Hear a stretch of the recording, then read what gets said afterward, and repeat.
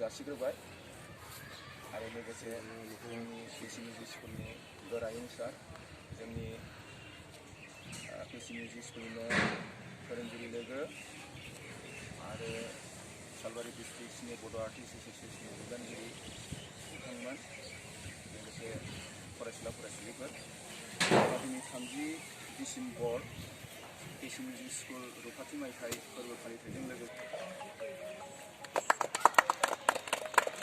दा बिथां बसुमतारीखौ नैबे थानाय गासैबो मावथि लोगोफोरनिसिम गोजाम बोसोरनि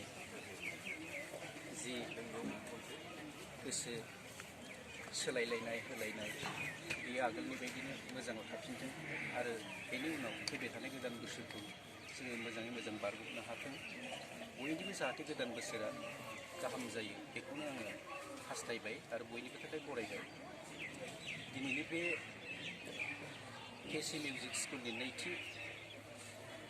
बोसोरसालिया रुपाथि मायथाइ फालिनायजों लोगोसेनो सालबारि जिल्ला बड' आर्टिस्ट बा सिनियर आर्टिस्ट एस'सिएशननि जि नैथि बोसोरसालिया जथुम्मा जयैनो लोब्बा लाखिलायनानै जाय बानजाय आफादा दिनै खुंफुंनानै हरनो नागिरदों बे खुंफुंनानै हरनो नागिरनाय मेलनि जाय सालायगिरि बिबानगिरि बिथांमोननिसिम आंनि सिबिनायखौ आङो गिबियावनो होग्रोबाय बेनि उनावहाय पिसि मिउजिक स्कुलनि गोरायुं लोगोसे बे बानजाय आफादनि मानगोनां बिबानगिरि बिथांमोन आरसिनि नेहाथारि आफादगिरि गासैनिसिमबो आङो गोसो गोरबोनिफ्राय आंनि मान होनायखौ आङो बावबाय आरो बेवहाय जयैनो नुजाथिफैनो हानाय बे पिसि मिउजिक स्कुलनि फरायसाफोर बिबानगिरिफोर फोरोंगिरिफोर बिथांमोननिसिम आंनि गोसो गोरबोनि अननाय सिबिनायखौ आङो गिबियावनो बयनिसिमबो जासिनानै आङो नैबेखौनो हास्थायगोन दिनैनि बे जाय फोरबोखौ लानानै जोङो बेवहाय जथुम्मा खुंनो ओंखारदों बे जथुम्माया मोजाङै मोजां जानानै थांथों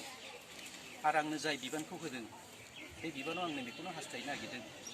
जाहाथे नैबे जामुंसालिखौ बेखेवनायजों लोगोसे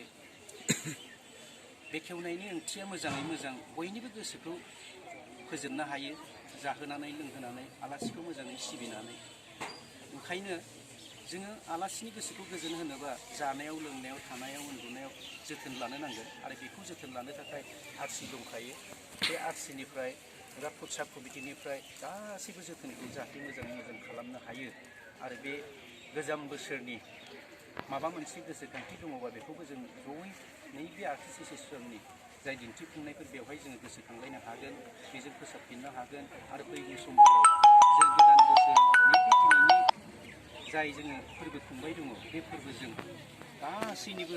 आर्टिस्टफोरनि आं गाहाम हास्थायबाय आरो ओनसोलाव बे फरायसालियाव फरायनाय फरायसाफ्रानो इयुनाव जाहाथे मोजाङै जोंनो हारिमुखौ हाथों